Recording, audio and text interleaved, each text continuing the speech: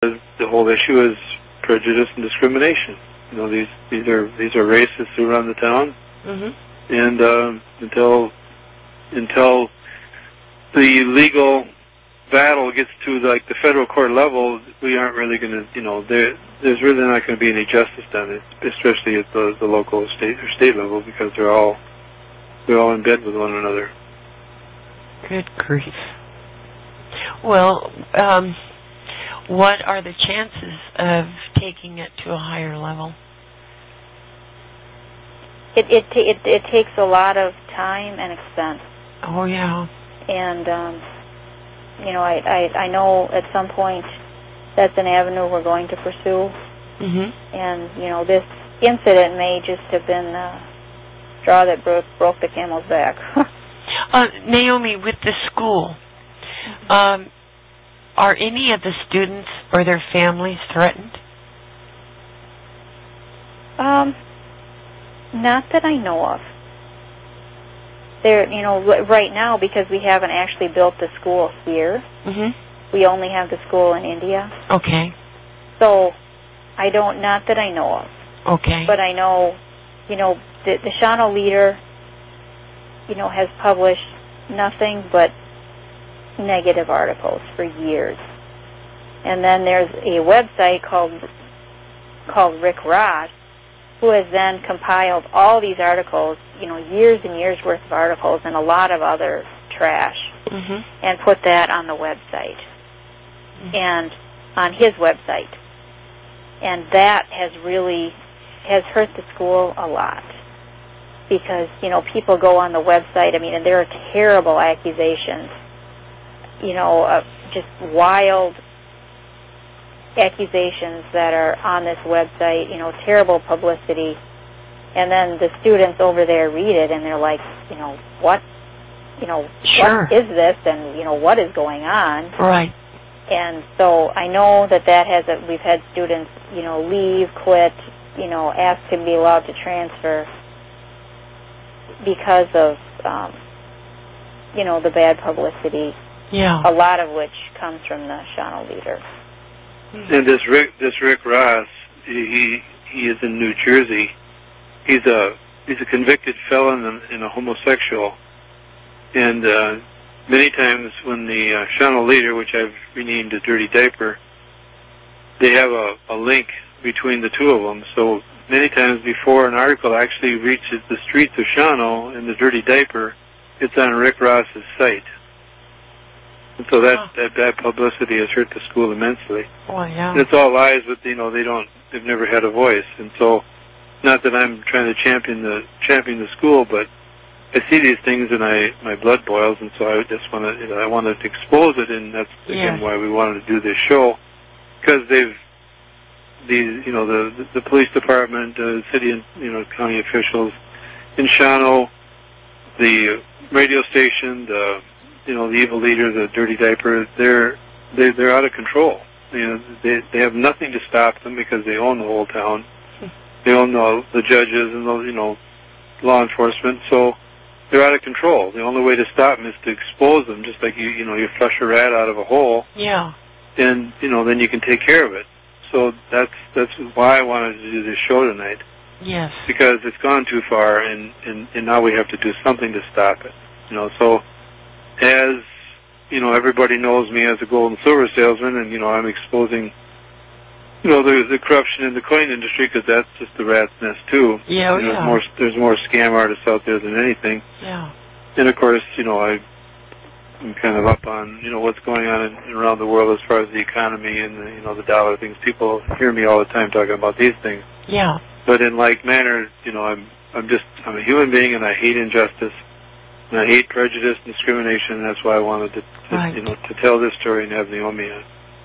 Well, I appreciate that, and you know, is there anything any of us out here can do? Well, I mean, I feel it's gotten to a point where federal agencies have to step in. I mean, what's law is law. Yes. And what's fair is fair. And at a certain point, you know, the activities of especially the police department have to be called into check. Oh, yeah. And, otherwise, we might as well, have no government, and everybody might as well just do as they please. Well, and that's what anarchy is. Everybody's doing what they want to do. Yeah.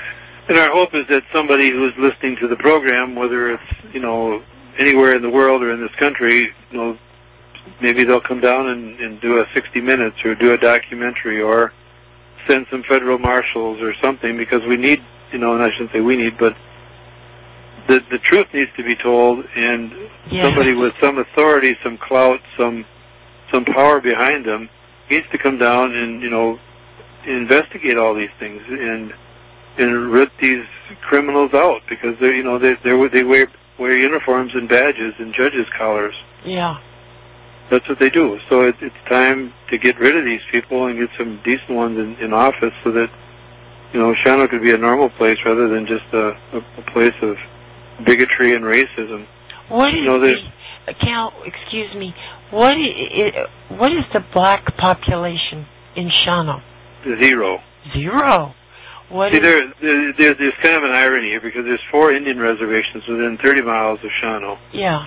And the people in Shawano, they tolerate the Native Americans because they bring in casino money and they spend it, but they treat them like dirt. Yeah. They treat them just like dirt, just like subhuman beings. And that's why they've been treating SIST too, because of the association with with one of the board members who's from India. Yeah. So it's the same story. So if you're of the Aryan race, if you're white, and you're the best, and everybody else is a vermin. What is there? That's Shawano. I call it the black hole of the universe. What about Mexican population? Zero? We have some Mexican. They treat them the same way, just like dirt. Oh no. If you have a different color skin or different ethnic background, you come to Shawano, watch out. What about they're coming after you. What about Jewish people? Same way. Oh, yeah. Same way.